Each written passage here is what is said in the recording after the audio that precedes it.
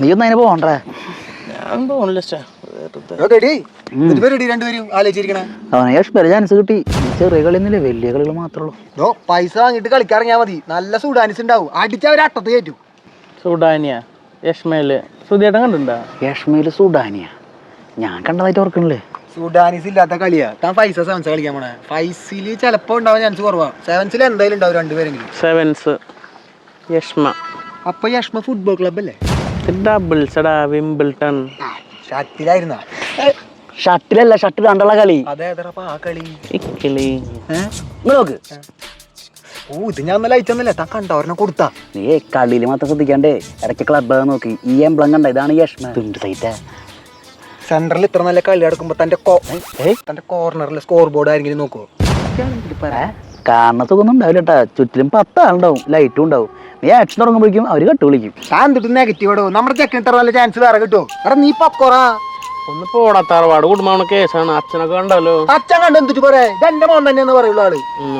സണ്ണിയിലോണക്കാരാ, സെലിബ്രിറ്റിയാണ്. പണ്ടത്തെ കാലൊക്കെ മാറി, ആൾക്കാരെ മൈൻഡ് മാറി. അവളുടെ അച്ഛനൊന്നും കുഴപ്പമില്ല, എന്റെ അച്ഛനും കുഴപ്പമില്ല. എന്തൊരു വക കഷ്ടം. നീ ഒന്ന് പറഞ്ഞു വിടറ അവനെ. എത്ര നാളെന്ന് വെച്ചിട്ട് കണ്ടോരെ കണ്ടിട്ട് ഇരിക്കുക. നമ്മളെ കൂട്ടുകാരെ അവന്റെ കണ്ടോടെ നമുക്കിനി. നീ എന്റെ നിന്നാ നീ ചെല്ലു, ഞാൻ നിന്റെ കണ്ടേ. നീ എടുത്തേക്കുന്ന ഞാൻ പൊക്കോട്ടു. ശരിട്ടാ, ഞാൻ സെലിബ്രിറ്റി ആയിട്ട് കാണാൻ പോകും. ശരിടാ. അതിന്റെ സൈറ്റ് എന്ന് പറഞ്ഞാൽ ജോണി സിൻസ് തലേ മുണ്ടിട്ട് പോണു.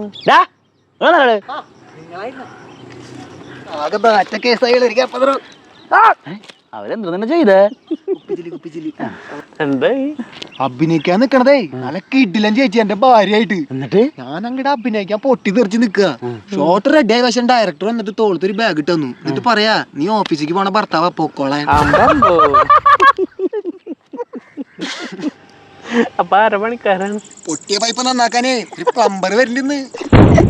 കഥയുടെ പേര് മനസ്സിലായി നിനക്ക്? പിന്നല്ലാണ്ട് ഭർത്താവ് ഒരു മൊണ്ണ. അത് നിനക്ക് ഇനി മനസ്സിലായി? അതല്ലടാ, ഞാൻ പോവാഞ്ഞേ. കളിക്കാരനാണ് ഒരു അന്തസ്സുണ്ട്. ഇത് പണിക്കാരൻ. പടം കണ്ടവർക്കൊക്കെ നീ ഒരു പടു.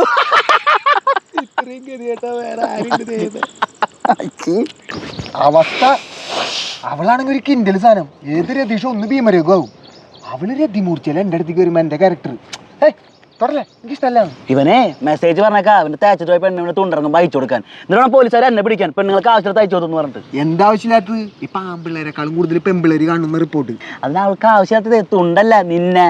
ഇപ്പൊ അവൾക്ക് തേച്ചന ഒരു കാരണം കൂടെ, നീ മൊണ്ണാണെന്നുള്ള പ്രൂഫായി. അതിന് പണി അറിയണം. നീ കൊറന്നേരട്ടെ എനിക്ക് പണിയറിയില്ല, തൂക്കാൻ നിൽക്കണു. പണി എന്ന് പറഞ്ഞത് പ്ലംബിംഗ് ആണ്. അവിടെ പ്ലംബറല്ലേ ആവശ്യം. അതിനാ അവിടെ പ്ലംബിങ്ങിനെ വന്നിക്കണ പൊലം കെട്ടവനെ. ജോണി ദിൻസാണ് പടക്കുതിരാന്ന് പറഞ്ഞ് പോയിട്ടേ തോളത്തൊരു ബാണ്ടം തന്നിട്ട് കോവർക്ക് ഇതാക്കി വിട്ടു. വയ്യ, എനിക്ക് അവിടെ ഒന്ന് കെടുപ്പ് കാണാൻ വയ്യ.